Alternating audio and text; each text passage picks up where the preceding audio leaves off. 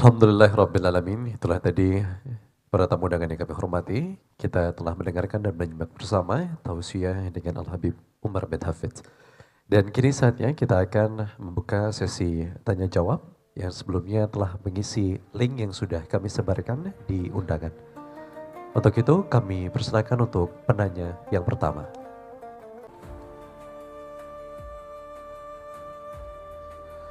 Assalamualaikum warahmatullahi wabarakatuh, Habib Umar. Perkenalkan, nama saya Rigen, nama panggung, nama asli saya Muhammad Rizky Rakelna. Habib, siapa tahu kalau sempat disebut di doanya Habib nanti ya. Pekerjaan saya adalah seorang komedian, jadi saya senang sekali membuat orang tertawa dan mungkin kalau orang-orang melihat saya senang bercanda. Tapi kadang saya takut gitu, Bib. Jangan-jangan apa yang saya lakukan dianggap main-main di mata Allah Subhanahu wa taala. Jadi yang ingin saya tanyakan, bagaimana cara seorang komedian menjaga niat dan batas agar humor yang disampaikan tetap bernilai baik dan tidak menjauhkan diri dari Allah Subhanahu wa taala. Itu aja Habib, mohon pencerahannya. Assalamualaikum warahmatullahi wabarakatuh. Barakallahu fiik. يكون ذلك بإصلاح النية أولا. Semoga Allah Ta'ala memberikan keberkahan kepada engkau, Saudara Rigen. Yang pertama adalah langkah pertama memperbaiki niat kita terlebih dahulu. وهو إدخال السرور على قلوب المؤمنين. Pertama, niatnya adalah menyenangkan hati kaum mukminin, menggembirakan mereka. وإخراجهم من الضيق والكرب. Membuat mereka itu keluar dari kesedihan dan juga sumpek stres mereka. وثانيا بأن يكون إضحاكهم بما لا معصية فيه، بما لا سب ولا شتم ولا كذب فيه. Begitu juga menggembirakan mereka itu dengan di dalamnya tidak ada konten yang mengandung cacian, makian atau hal-hal yang menyinggung. والثالث أن يدخل في الإضحاك نور التقريب إلى الله والدعوة إلى الله تعالى، فذلك ممكن من حيث أن يختار في الإضحاك شيء يشير إلى ترفع عن سوء أو إلى تمسك بخير أو إلى تذكر بالمصير. Dan hendaknya yang ketiga itu apabila bisa memasukkan di dalam konten komedi tersebut dikemas dengan kemasan di dalam itu ada cahaya Allah Subhanahu wa taala yang tersirat di dalam membuat orang makin dekat kepada Allah Ta'ala ataupun membuat orang meninggalkan daripada keburukan atau hal-hal yang buruk disusupkan dengan hal-hal yang demikian. Di dalam konten yang dia lakukan dimasukkan hal-hal yang demikian dan itu bukanlah hal yang sulit. وكان في الصحابة من يكون فكاهيا ومضحكا للجلساء. Dulu di kalangan para sahabat Rasulullah ada juga orang yang sifatnya jenaka dan menggembirakan para sahabat. ومنهم سيدنا نعيمان. Di antaranya itu seperti Sayyidina Nuaiman, sahabat Rasul. وكان يضحك منه صلى الله عليه وسلم في كثير من الأحوال. Dia bahkan sampai bisa membuat Rasulullah sampai tertawa di banyak situasi. وكان إذا رأى شيئا جاء من البادية من الفاكهة والثمر يشتريه دينا ويأتي به إلى رسول الله. Dahulu beliau itu apabila Madinah kedatangan daripada buah-buahan yang sedap, yang nikmat, maka beliau beli, tetapi masih ngutang belinya itu, terus dia bawa, dia hadiahkan kepada Rasulullah, apa yang dia beli secara ngutang. Kemudian dia berikan kepada Rasulullah dan dia bilang, ini hadiah untukmu wahai Rasulullah. Apabila yang punya barang datang menuntut bayaran daripada Nuaiman, maka dibawa, oh siap, dibawa ke hadapan Rasulullah. Nah ini dia barangnya, ada sama dia, disuruh Rasulullah membayar. Maka Nabi bilang, kan kamu bilang ini hadiah buat saya.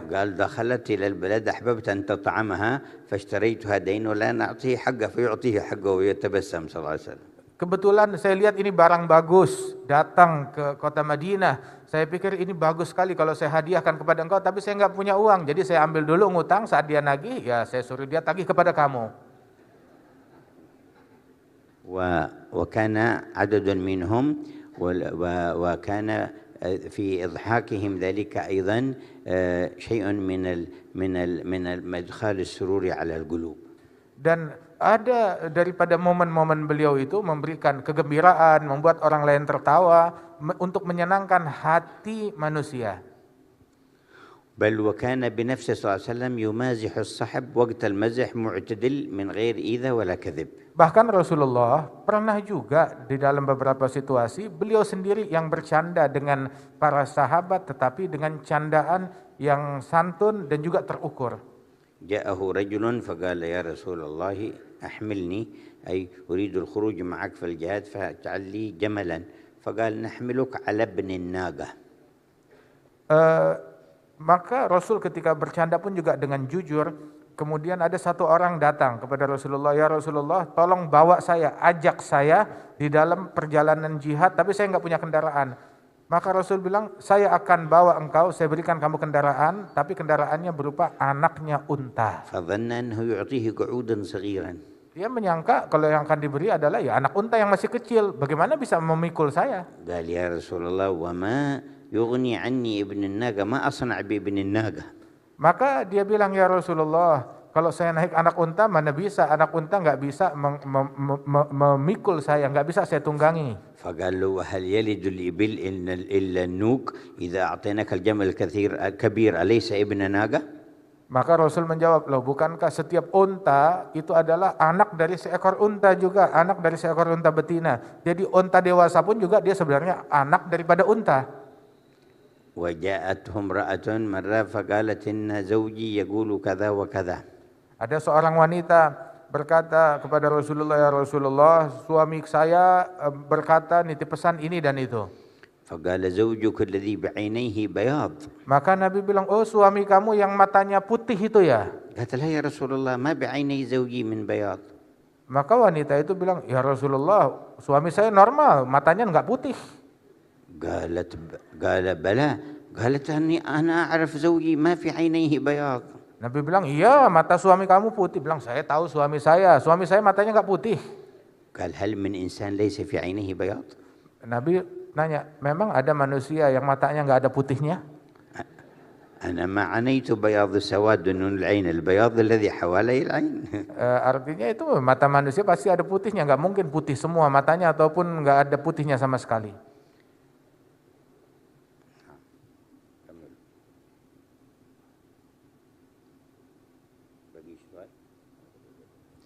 Baik, dan selanjutnya kami persilahkan untuk ke penanya berikutnya, Ruben Onsu.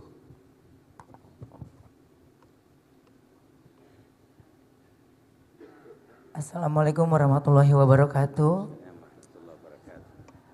Bib, selama perjalanan hidup saya banyak mencari arti damai sejati.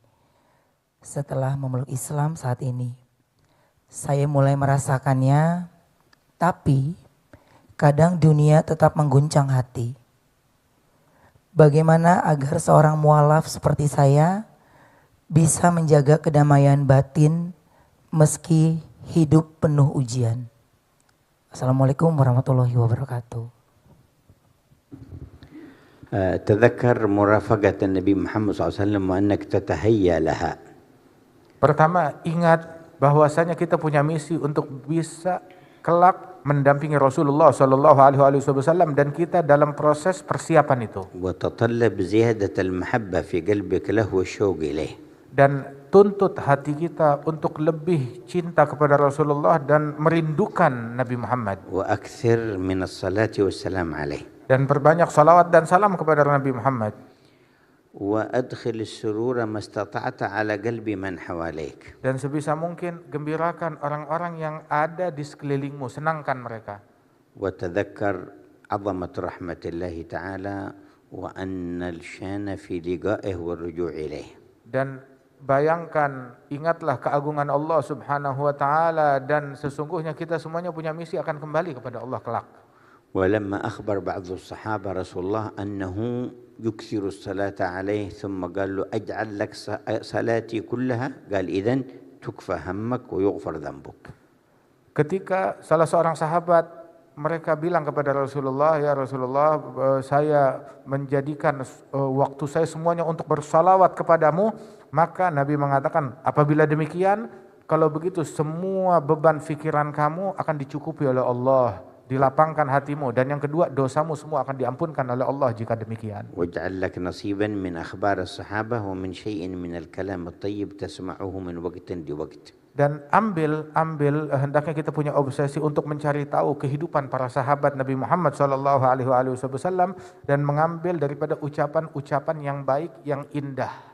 وإن استطعت فاجعل لك شيخا له سند إلى رسول الله صلى الله عليه وسلم تهتدي بهديه وتأخذ بنصيحته. Dan apabila engkau mampu, maka carilah guru yang bisa engkau teladani, yang bisa engkau ikuti, yang menuntun engkau, membimbing engkau menuju untuk dekat dan terkoneksi kepada Nabi Muhammad. ومهما استطعت تحصيل صديق ناصح مخلص مذكر بالله فصادقه وتخلل معه. Kalau tidak memiliki guru yang demikian, paling tidak punya kawan, punya teman yang baik, yang tulus untuk membimbing engkau menuju kepada Allah Ta'ala. وفقك الله وشرح صدرك. Semoga Allah Ta'ala memberikan taufik kepada engkau dan melapangkan, memberikan kegembiraan di dalam hatimu. وفي آية الكرسي والذكر الذي أعطيناكم سبب لانشراح الصدر وصلاح الشان. Dan di dalam apa yang kami ajarkan untuk membaca ayat kursi, itu pun juga sebab untuk mendapatkan kelapangan hati. Ayat kursi dan zikir tadi yang kami ajarkan, Rabbi syrah li sadri, ya Allah lapangkan dan tenangkan hatiku, wa yassir li amri, dan mudahkan urusanku. Dibaca zikir ini sebanyak 100 kali setiap hari, itu pun juga penyebab datangnya kedamaian di dalam hati. Baik. Dan selanjutnya kami persilakan untuk ke penanya berikutnya, King Faas.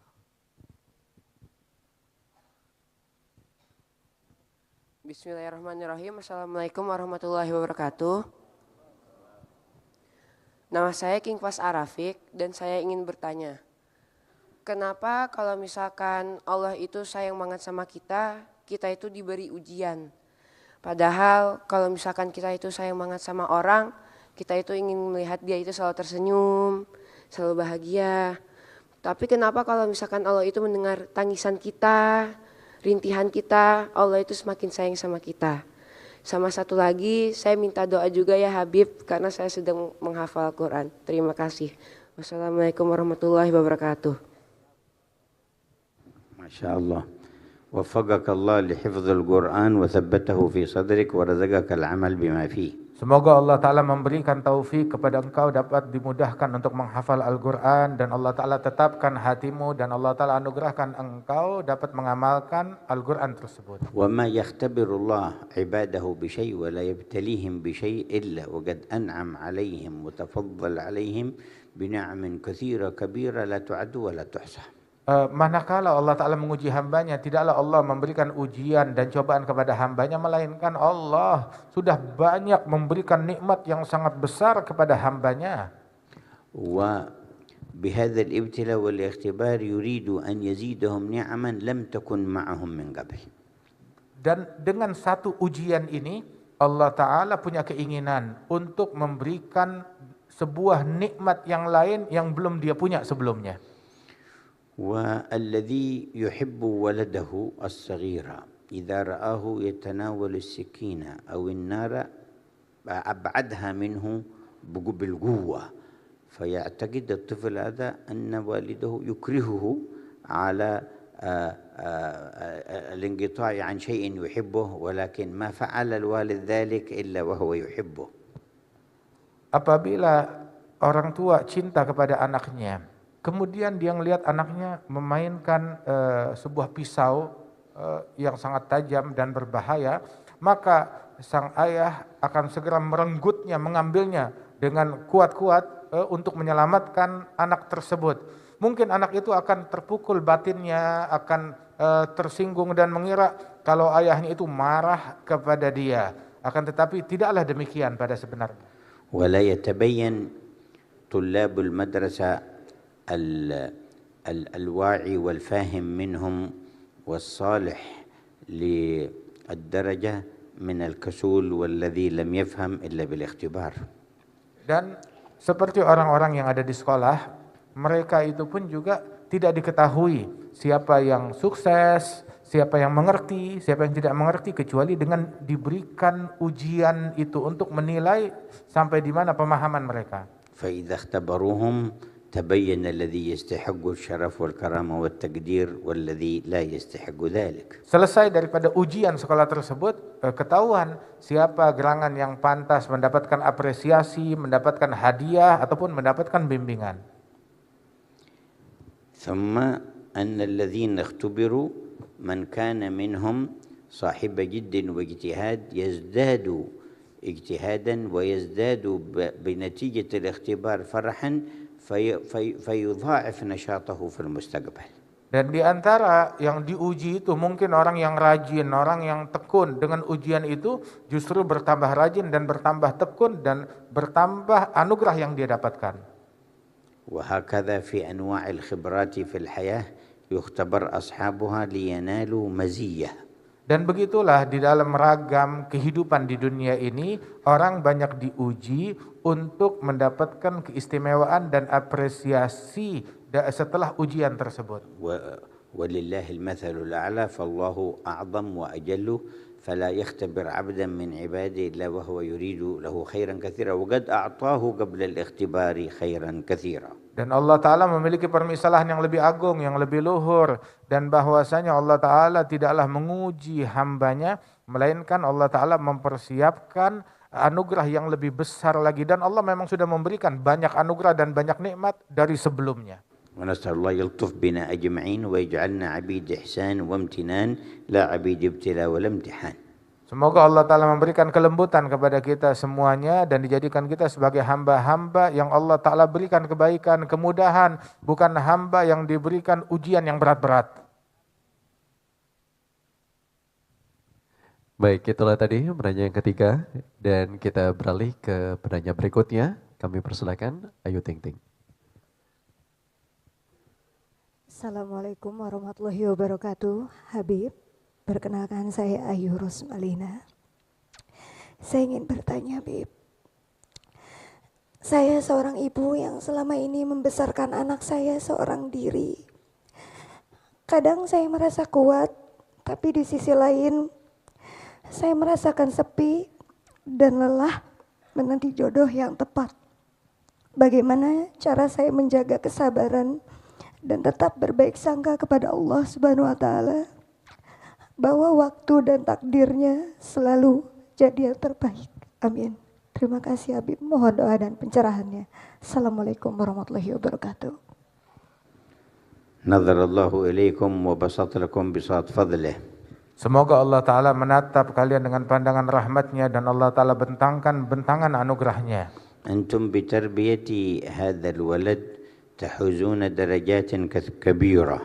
Sesungguhnya engkau dengan mendidik, menjalankan tugas di dalam mendidik anak ini, itu adalah sebuah pencapaian derajat yang tinggi di sisi Allah. وتتعاملون مع الذات الإنسانية في إعداد من يكون صالحا في المجتمع. Dan ini adalah bentuk bermuamalah yang berinteraksi dengan zat manusia untuk mengkadar dia menjadi manusia yang membawa kebaikan kelak di masyarakat. والولد إذا ربي صار عنصرا صالحا في المجتمع. Dan seorang anak apabila dididik dengan benar maka dia menjadi unsur yang positif di masyarakat. وصار هو وجميع ما يعمل من الخيرات لوالدته مثله. Dan apabila demikian maka kebaikan apapun yang dilakukan oleh anak tersebut itu pahalanya masuk juga di dalam rekening ibundanya. بل يصير من جملة عملها الذي لا ينقطع وإن ماتت وتوفيت وانتقلت إلى الدار الآخرة. Bahkan itu termasuk amal jariah yang tidak akan terputus walaupun orang tuanya telah wafat dan meninggal dunia kelak. وتتذكرين كثيرا ممن ابتلي بمثل ما ابتليت به ولكن بعضهم والكثير منهم أكثر وأكثر مما ابتليت Dan به. ingatlah orang-orang lain pun juga ada juga yang diuji dengan ujian yang sama, justru tidak sedikit dari mereka itu yang ujiannya lebih berat, lebih sulit, lebih pelik. وتذكري مشابهتك لأم النبي محمد. Dan bayangkan persamaan engkau dengan ibundanya Rasulullah yang mendidik Rasul sendirian. مات أبوه وهو حمل في بطن أمه Meninggal sang ayah saat itu Nabi Muhammad di kandungan ibunya. وتفردت بتربيته الأم آمنة بنت وهب الزهرية. Maka Siti Aminah sendirian di dalam mengasuh merawat putranya Nabi Muhammad. فتذكري مشابهتك لأم النبي. Dan ingatlah ada kemiripan antara engkau dengan ibundanya Rasulullah dalam hal ini. وارجي ما عند الله من الثواب. Berharaplah kepada pahala yang ada di sisi Allah.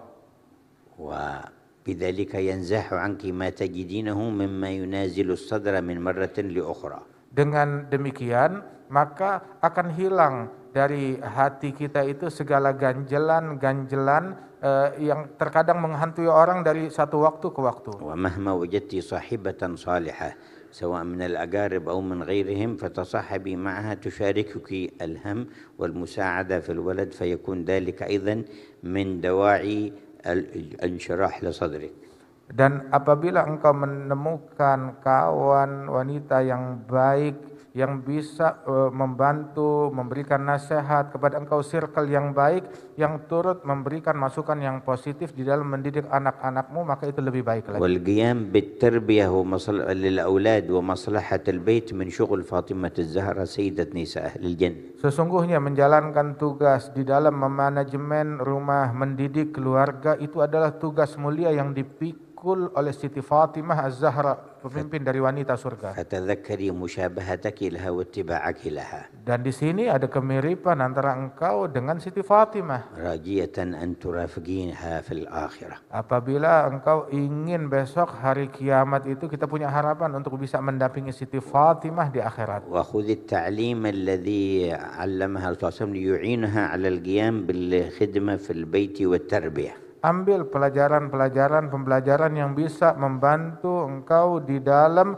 memaksimalkan tugas di rumah, di dalam menjaga, merawat dan memanage dan mendidik. وهو أن تسبح قبل النوم 33 وتحمد 33 وتكبر 34. Di antara hal yang bisa menguatkan itu semuanya, menambah energi kita adalah dengan sebelum tidur membaca zikir subhanallah 33 kali, alhamdulillah 33 kali, Allahu Akbar 34 kali.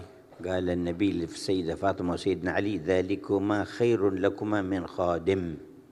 Nabi Muhammad bilang kepada Siti Fatimah dan Sayyidina Ali bin Abi Thalib, zikir ini yang saya ajarkan kepada engkau lebih baik daripada kalau saya berikan bantuan asisten rumah tangga yang membantu engkau. Ini lebih baik daripada itu semuanya. قال سيدنا علي آخر عمره ما تركتها ليلة منذ سمعتها من رسول الله. Sayyidina Ali bin Abi Thalib bilang di akhir umurnya, saya enggak pernah ninggalin doa dan zikir ini setiap malam sebelum tidur, selalu saya baca sejak kali pertama saya dengar dari Rasulullah. قال له بعضهم ولا ليلة معركة صفين قال ولا ليلة معركة صفين جئت بها من آخر الليل. Ditanya lagi Sayyidina Ali, waktu malam perang Siffin kamu enggak tinggalkan sama sekali? Dibilang, iya saya tidak tinggalkan walaupun di dalam keadaan sulit dan sibuk itu. Tetapi saat itu saya melakukannya itu di akhir malam agak lambat.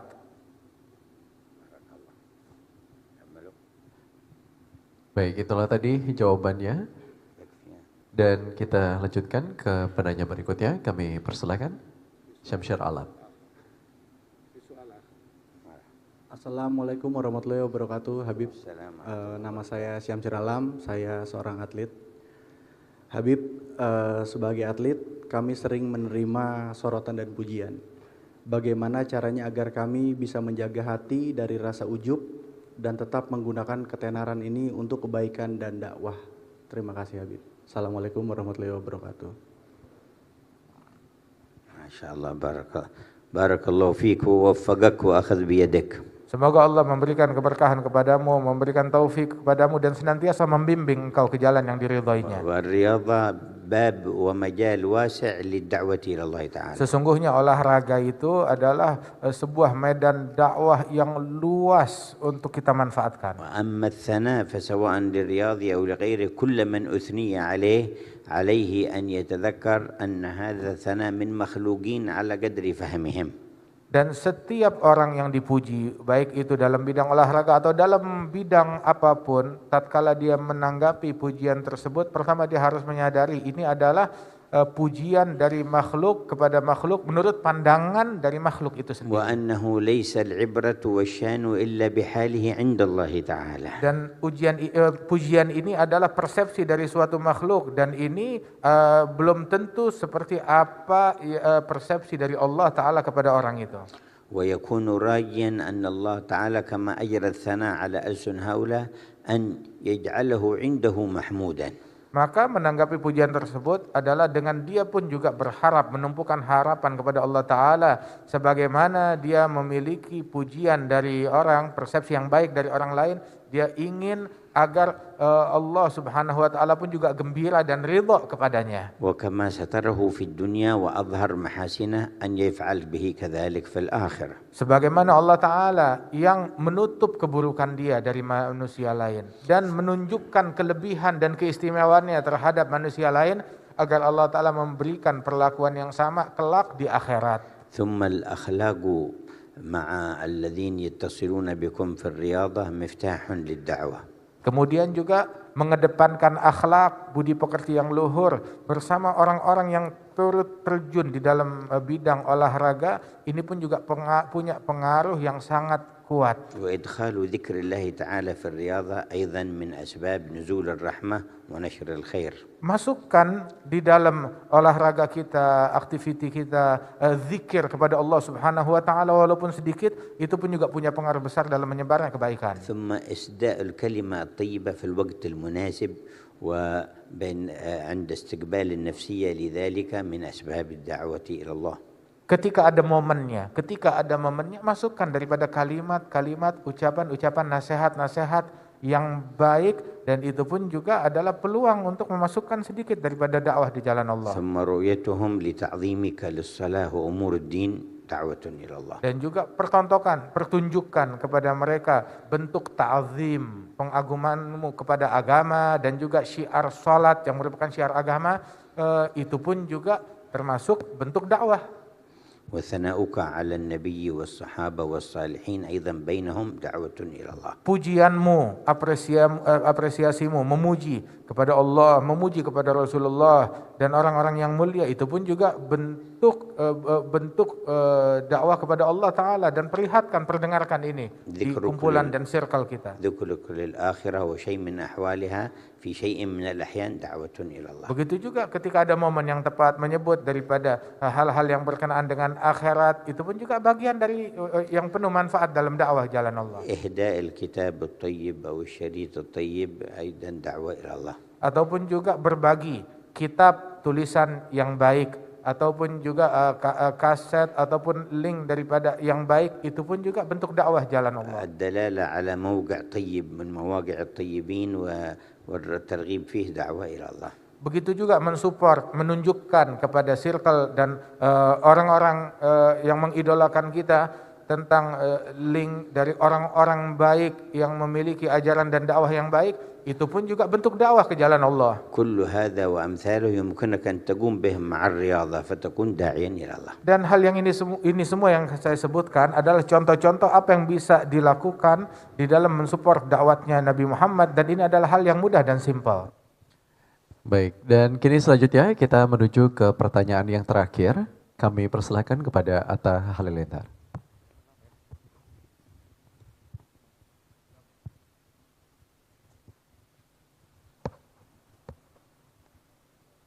Assalamualaikum warahmatullahi wabarakatuh. Habib Umar. Nama saya Muhammad Atta Halilintar. Saya ingin bertanya, apa doanya Habib setiap hari agar selalu disayang sama Allah dan Rasulullah sallallahu alaihi wasallam. Terima kasih.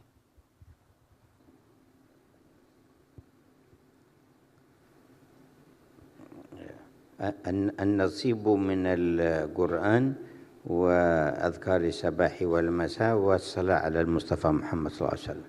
3 hal. Membaca bagian yang cukup dari Al-Quran. Kemudian membaca zikir yang disunahkan oleh Nabi di pagi hari dan sore hari. Dan yang ketiga adalah bersalawat kepada Rasulullah sallallahu alaihi wasallam. جعلنا الله وإياكم محبوبين له ولرسوله في عافية. Semoga Allah Ta'ala menjadikan kita orang yang dicintai oleh Allah dan Rasulnya di dunia dan akhirat di dalam kebaikan dan afiat. وقد سئل صلى الله عليه وسلم مرة وقيل له دلني على عمل إذا عملته أحبني الله وأحبني الناس. Pernah satu kali Nabi ditanya, ajarkan kepadaku, kata sahabat, amalan wahai Rasulullah, ajarkan aku amalan, kalau aku lakukan, aku dicintai oleh Allah dan dicintai oleh manusia. فقال ازهد في الدنيا يحبك الله وازهد فيما في أيدي الناس يحبك الناس. Nabi mengajarkan dengan satu kalimat simpel, zuhudlah di dunia, hidup sederhana di dunia, niscaya Allah akan cinta kepadamu. Dan begitu juga zuhud dari apa yang ada di tangan manusia, enggak mengidam-idamkan apa yang ada di tangan yang dimiliki oleh orang lain, niscaya orang lain akan cinta kepadamu. وامتلاء القلب بمحبة الناس من أجل الله والحرص عليهم والرحمة لهم من أقوى أسباب المحبوبية عند الله وعند رسوله والناس. Mencintai untuk orang lain karena Allah Subhanahu wa taala itu adalah sebab yang paling kuat seseorang mendapatkan cintanya Allah Subhanahu wa taala. سامحونا على التطويل عليكم. Al-Habib Umar memohon maaf atas panjangnya masa dan ucapan yang beliau sampaikan kepada majelis ini semua. ولكن نرجو أن يكون زادا لليوم الطويل الثقيل. Namun semata-mata harapan kami dari majelis kita yang panjang ini menjadi bekal kita untuk hari yang sangat panjang besok di hari kiamat. سررنا بلقائكم والتذاكر معكم. Saya sangat bergembira sekali dapat berjumpa dengan kalian dan bisa saling bertukar ilmu dengan kalian. فسامحونا ولا تنسونا من دعائكم. Mohon maafkan kami dan tolong jangan lupakan kami dari doa kalian. وإنا إن شاء الله لكم داعون. Dan kami insya Allah senantiasa selalu mendoakan kalian. الله يجعلها رابطة فيه ومن أجله لا تنحل ولا تنقطع. Semoga Allah Ta'ala jadikan hubungan ini hubungan yang langgeng yang karena Allah Subhanahu wa Ta'ala dan tidak akan terputus. حتى يجمعنا في دار الكرامة. Hingga Allah Ta'ala kumpulkan kita bersama-sama di tempat yang mulia di akhirat kelak. من غير سابقة عذاب ولا عتاب ولا فتنة ولا حساب. Dan di tempat tersebut Allah Ta'ala tidak cicipkan kita siksa, murka ataupun perhitungan. آمين يا رب العالمين. Kabulkanlah doa kami wahai Tuhan pencipta alam semesta.